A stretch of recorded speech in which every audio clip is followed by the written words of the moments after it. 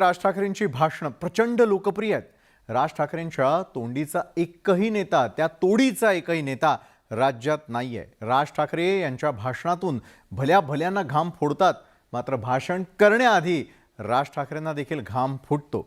पाहूयात राज ठाकरेंनी विद्यार्थ्यांशी साधलेल्या संवादाचा हा विशेष रिपोर्ट।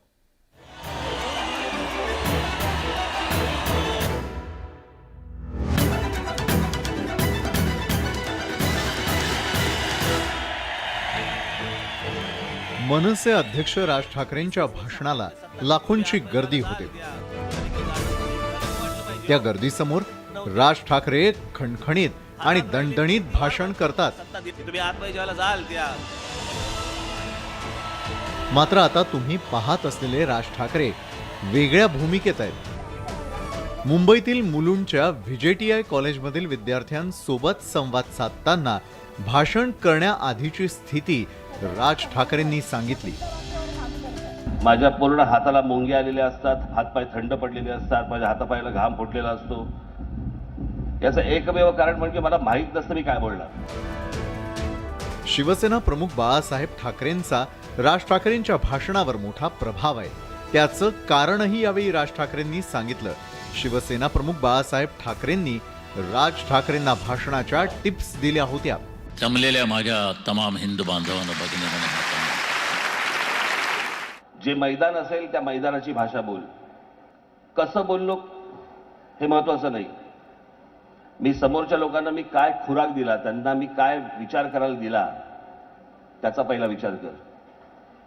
आणि आपण किती शहाणे आहोत हे सांगायचा प्रयत्न करू नकोस, ते कसे शहाणे होतील याचा विचार कर।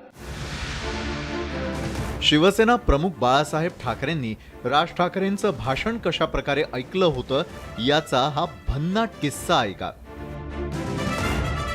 तर कुठच्या तरी माणसाने तो जो स्पीकर असतो ते हे असतात ना पानटापऱ्या वगैरे, बरोबर त्या पानटापरीच्या इकडनं फोन लावलेला बाळासाहेबांना आणि स्पीकरवरनं माझं भाषण ऐकवत होतं।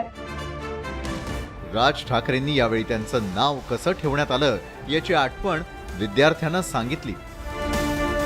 माझे वडील संगीतकार होते। अच्छा। माझ्या वडिलांकडे मोहम्मद रफी साहेबांनी जवळपास 14 गाणी मराठीत गायली आणि माझ्या वडिलांची इच्छा होती की मी काहीतरी संगीतात करावं, त्याच्यामुळे माझं पहिलं नाव माझं त्यांनी स्वरराज असं नाव ठेवलं। सध्याची तरुणाई सोशल मीडियाच्या विळख्यात अडकली आहे, त्यावर राज ठाकरेंनी तरुणांना खास सल्ला दिला। मला हे सोशल मीडियावरती मला व्यंगचित्र करायला आवडत नाही, तर सोशल मीडिया त्याला ना आई ना बाप, कळलं का? कोण कुठे काय चाललेलं असतं कोणाला काही त्याला काही पडलेलीच नसते। म्हणजे त्याच्यावरती येणाऱ्या सगळ्या बऱ्याचशा गोष्टी या बेवारसच असतात, त्याला काही अर्थच नसतो।